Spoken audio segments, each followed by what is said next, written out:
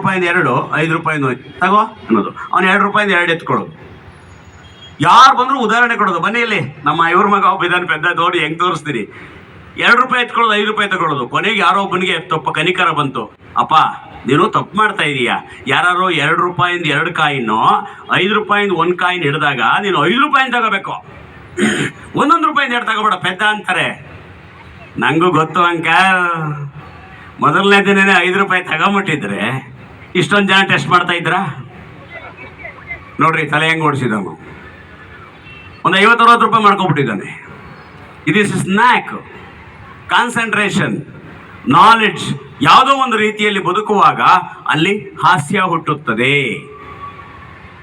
ನಾವು ಅದನ್ನ ಹುಡುಕಬೇಕು, ಎಲ್ಲಿದೆ ಹಾಸ್ಯ ಅಂತೇಳಿ.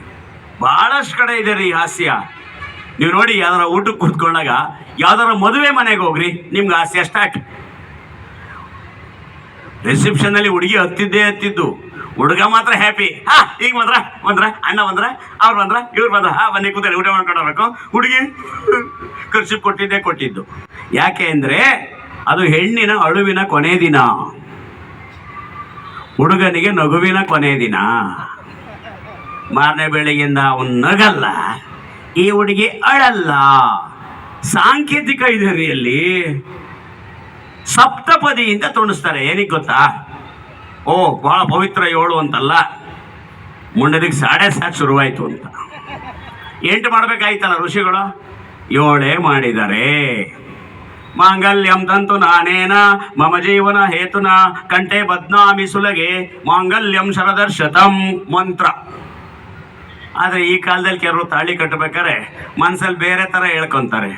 ಮಾಂಗಲ್ಯ ಕಟ್ಟಿದ್ದು ನಾನೇನ, ನನ್ನ ಜೀವನ ಯಾತನ, ಗಂಟೆಗೂ ಸುಲಿಗೆ, ಜೀವನ ಬರದರ್ಶನಂ. ಹಾಸ್ಯಕ್ಕೆ ಹುಡ್ಕೋಣ, ಎಲ್ಲದರಲ್ಲೂ. ಮದುವೆಯಲ್ಲಿ ಹಾಸ್ಯ ಹುಡ್ಕೋಣ, ಎಲ್ಲದರಲ್ಲೂ ಹಾಸ್ಯ ಹುಡ್ಕೋಣ. ನೀವು ರಿಸೆಪ್ಷನ್ಗೆ ಊಟಕ್ಕೆ ಕೂತ್ಕೊಂತೀರಿ, ಅವ್ರ ತಂದೆ ತಾಯಿ ಬರ್ತಾರೆ, ನಿಧಾನಕ್ಕೆ ಊಟ ಮಾಡಿ, ನಿಧಾನಕ್ಕೆ ಊಟ ಮಾಡಿ, ನಿಧಾನಕ್ಕೆ ಊಟ ಮಾಡಿ, ನಿಧಾನಕ್ಕೆ ಊಟ ಮಾಡಿ. ನಮಗೆ ಗಬ ಅಂತ ತಿಂತಾ ಇರ್ತೀವ, ನಿಧಾನಕ್ಕೆ ಮಾಡ್ತೀವಿ ತಾನೆ, ಎಲ್ಲೂ ಸಿಗಾಕೊಳ್ಳುತ್ತೆ ಗಂಟ್ಲಲ್ಲಿ. ಅದೊಂದೇ ಡೈಲಾಗು, ಏನು ಬರಲ್ಲ ಅಲ್ಲಿ. ಅದೇ ಹೇಳಬೇಕು ಪಾಪ, ತಲಾಂತರದಿಂದ ಬಂದುಬಿಟ್ಟಿದೆ. ನಿಧಾನಕ್ಕೆ ಊಟ ಮಾಡಿ, ನಿಧಾನಕ್ಕೆ ಊಟ ಮಾಡಿ. ನಾವು ನಿಧಾನಕ್ಕೆ ಊಟ ಮಾಡೋಂಗಿಲ್ಲ. ಯಾಕೆ ಹೇಳಿ? ಒಂದು ಸರಿ ಹಿಂಗೆ ತಿರುಗಿ ನೋಡಿ, ಅಲ್ಲೊಬ್ರು ನಿಂತ್ಕೊಂಡ್ಬಿಟ್ಟಿರ್ತಾರೆ ಬಕ ಪಕ್ಷಿ ಥರ, ಎಷ್ಟೊತ್ತಿಗೆ ಎದ್ದೇಳ್ತಾನೆ ನನ್ನ ಮಗ ಅಂತ. ನಿಧಾನಕ್ಕೆ ಎಲ್ಲ ಊಟ ಮಾಡೋದು. ನಮ್ಮನ್ನೇ ಏನು ನೋಡ್ತಿದ್ದ, ಅಯ್ಯೋ ಮತ್ತೆ ಬೇರೆ ಮಜ್ಜಿಗೆಯನ್ನು ಹಾಕ್ಸ್ಕೊಂಡ, ಅಯ್ಯೋ ಲೈನಿಗೆ ಹಿಂದೆ ನಿಂತ್ಬಿಟ್ಟಿರ್ತಾರ್ರಿ. ನಿಧಾನಕ್ಕೆ ಊಟ ಮಾಡೋಕ್ಕಾಗತ್ತಾ? ನೆಮ್ಮದಿಯಿಂದ ಮಾಡೋಕ್ಕಾಗತ್ತಾ? ಎಲ್ರಿಗೂ ಅರ್ಜೆಂಟು. ನಾವು ಹಿಂದ್ಗಡೆ ನಿಂತ್ಕೊಳ್ಳೋ ಪ್ರೊಸೀಜರ್ ಮೊದಲು ಇರಲಿಲ್ಲ ಅಲ್ವಾ ಸರ್? ಈಗ ಹಿಂದೆ ನಿಂತ್ಕೊಂಡ್ಬಿಡ್ತಾರೆ, ಕೈ ಕಟ್ಕೊಂಡು ನಮ್ಮನ್ನೇ ನೋಡ್ತಾರೆ, ಎಲೆ ನೋಡ್ತಾರೆ, ತಿನ್ನೋದು ನೋಡ್ತಾರೆ. ನಾವೀಗ ನೋಡ್ಬಿಟ್ರೆ ಊಟ ಮಾಡೋಕ್ಕೆ ಬೇಜಾರು. ಹಾಸ್ಯ ಗಮನಿಸಿ. ಹೋದ ಕಡೆ ಎಲ್ಲ ನಿಮ್ಗೆ ಹಾಸ್ಯ ಸಿಗ್ತದೆ. ಹಾಸ್ಪಿಟ್ಲಿಗೆ ಹೋದ್ರೆ ಸಿಗುತ್ತೆ ಎಲ್ಲ ಕಡೆ. ಯಾವುದೋ ಹಾಸ್ಪಿಟ್ಲಲ್ಲಿ ಕಾಯ್ತಾ ಇದ್ರು, ಬಾಡಿ ಬರಲಿಲ್ಲ ಅಂತ. 3 ಜನ ಅರ್ಜೆಂಟು ಎಲ್ಲೋ ಹೋಗ್ಬೇಕು ಅಂತ ಕಾಯ್ತಾ ಇದ್ರು. ಅದರೊಳಗೆ ನಾನು ಒಬ್ಬಿದ್ದೆ, ಇನ್ನೂ ಬಾಡಿ ಬರಲಿವಲ್ಲ, ಶೂಟಿಂಗ್ ಹೋಗ್ಬೇಕು ಅನ್ಕೋತಿದ್ದಂಗೆ ಆ ಕಡೆಯಿಂದ ಆಂಬುಲೆನ್ಸ್ ಬಂತು ಅಂತ ಬಂದೇ ಬಿಡ್ತು. ನಮ್ಮ ಪಕ್ಕದಲ್ಲಿದ್ರಲ್ಲ, ಅವ್ರು ಹೇಳಿದ್ರು, ನೋಡೋದ ಜ್ಞಾಪಿಸ್ಕೊಂಡ ತಕ್ಷಣ ಬಂತು 100 ವರ್ಷ ಆಯಸ್ಸು. ಯಾರು ಡ್ರೈವರ್ಗ, ಒಳಗಡೆ ಇರೋ ಬಾಡಿಗ. ಈ ಆಂಬುಲೆನ್ಸ್ ಅಂದ ಕೂಡಲೇ ನನಗೆ ನೆನಪಾಯ್ತು ರೀ, ಆಂಬುಲೆನ್ಸಲ್ಲಿ ಹಾಸ್ಯ ಹುಡ್ಕೋಣ. ಯಾಕೆ ಹುಡ್ಕೋಕ್ಕಾಗಲ್ಲ? ಅಲ್ಲಿ ಹಾಸ್ಯ ಇದೆ. ಆಂಬುಲೆನ್ಸ್ ರೋಡಲ್ಲಿ ಹೋಗ್ತಾ ಇರುತ್ತೆ, ಅದಕ್ಕೊಂದು ಸೌಂಡ್ ಹಾಕಿದ್ದಾರೆ.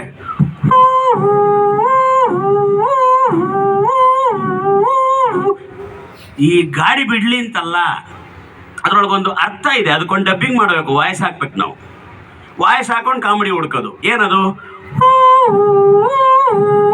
ಅಂದ್ರೆ ಸಾಯ್ತಾನೋ ಬದುಕ್ತಾನೋ, ಸಾಯ್ತಾನೋ ಬದುಕ್ತಾನೋ, ಸಾಯ್ತಾನೋ ಬದುಕ್ತಾನೋ, ಸಾಯ್ತಾನೋ ಬದುಕ್ತಾನೋ, ಸಾಯ್ತಾನೋ ಬದುಕ್ತಾನೋ. ಅದಕ್ಕೆ ವಾಯ್ಸ್ ಹಾಕೋಬೇಕ್ರಿ, ಕಾಮಿಡಿ ಸಿಗ್ತದೆ. ಇನ್ನೊಂಥರ ಸೌಂಡ್ ಇದೆ,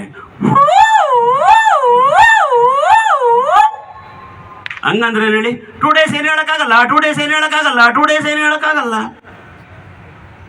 ಆ ಕಡೆ ಕಾಮಿಡಿನ. ಇನ್ನೂ ಒಂದು ಸೌಂಡ್ ಇದೆ,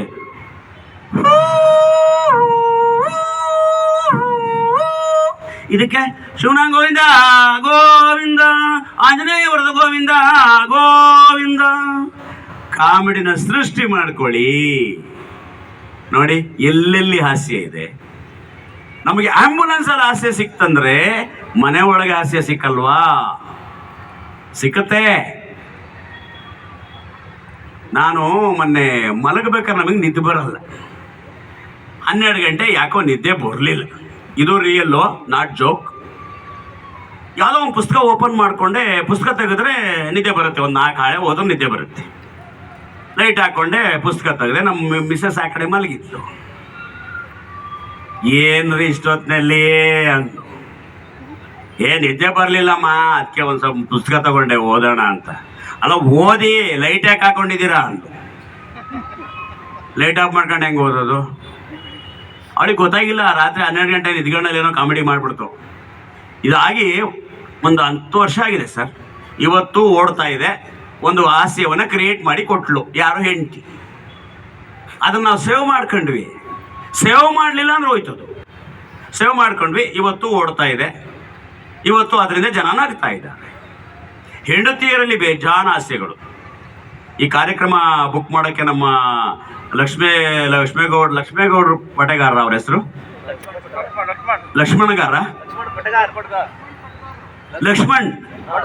ಲಕ್ಷ್ಮಣ್ ಪಟಗಾರರವರು ಬಂದಿದ್ರು. ಹೌದಾ? ಅವರು ನಮ್ಮ ಮನೆಗೆ ಬಂದಿದ್ರು. ಅವ್ರ ಜೊತೆ ಇವರು ಬಂದಿದ್ರು. ನಮ್ಮ ಹೋಟೆಲ್ಲು ಮಹಾಸತಿ ಹೋಟ್ಲು ಈಶ್ವರ್ ಪಟೇಗಾರ್. ಇವತ್ತು ಬೆಳಗ್ಗೆ ಬಂದೆ ಅವ್ರ ಹೋಟ್ಲಿಗೆ ತಿಂಡಿಗೆ ಹೋಗಿದ್ದೆ. ಭಾಳ ಒಳ್ಳೆ ತಿಂಡಿ ಕೊಡ್ತಾರೆ ಅವರು. ಬೆಂಗಳೂರಲ್ಲಿ ತಿಂಡಿ ಸಿಗಲ್ಲ. ತುಂಬ ರೇಟು ಕಡಿಮೆ, ಒಳ್ಳೆ ತಿಂಡಿ ಕೊಟ್ಟರು ಈಶ್ವರ್ ಪಟೇಗಾರರು. ಅವ್ರಿಗೊಂದು ಚಪ್ಪಾಳೆ ಕೊಡಿ. ನಾವು ಏನಪ್ಪ ಹೋಟ್ಲ್ ಹಿಂಗಿದೆ, ಒಂಥರ ಏನು ದೊಡ್ಡದಾಗಿಲ್ಲ, ಹಿಂಗಿದೆ ಹಂಗಿದೆ ಅಂದ್ಕೊಂಡು ಹೋದರೆ ಫಸ್ಟ್ ಕ್ಲಾಸ್ ಅಕ್ಕಿ ರೊಟ್ಟಿ, ಫಸ್ಟ್ ಕ್ಲಾಸ್ ಬನ್ನು, ತುಂಬ ಖುಷಿ ಆಯಿತು. ಒಳ್ಳೆ ಊಟ ಅರೇಂಜ್ ಮಾಡಿದ್ದಾರೆ. ಈ ಲಕ್ಷ್ಮಣ್ ಪಟೇಗಾರರು ಮತ್ತು ನಮ್ಮ ಈಶ್ವರ್ ಪಟೇಗಾರರು ಪ್ರೋಗ್ರಾಮ್ ಬುಕ್ ಮಾಡೋಕ್ಕೆ ಮನೆಗೆ ಬಂದರು.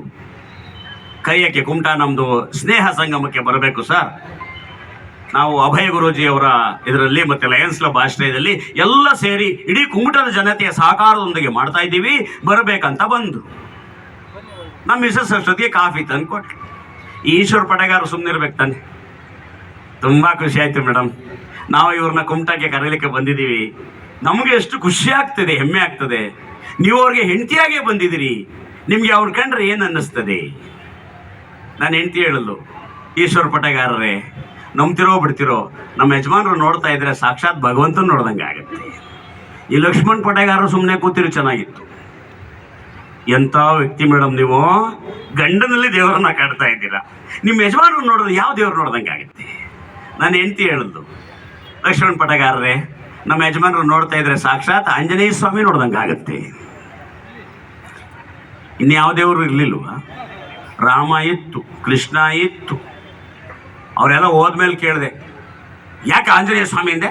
ಬೇರೆ ಹೇಳ್ಬಾರ್ದ, ಅದು ನಮ್ಮ ಮನೆ ದೇವರು ಅಂತ. ಹಾಸ್ಯಗಳು ಆಕ್ಚುಲಿ ಅವ್ರು ನಿಜವಾಗೂ ಮನೆ ದೇವರೇ ಆಂಜನೇಯ ಸ್ವಾಮಿ. ನಾವು ಹಾಸ್ಯ